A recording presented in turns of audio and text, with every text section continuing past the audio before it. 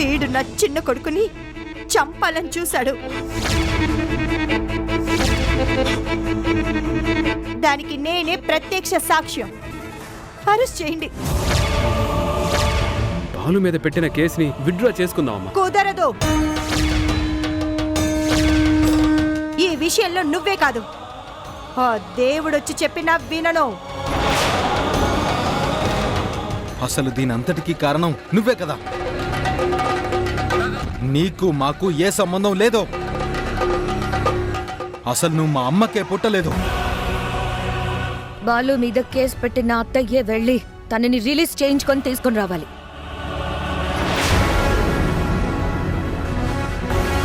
నేను బాలుని విడిపిస్తాను, కానీ ఎప్పుడో తెలుసా? నువ్వు చనిపోయిన తర్వాత. రంగుల రాట్నం అలా మొదలైంది. మధ్యాహ్నం 1 గంటకు మీ ఈటీవీలో.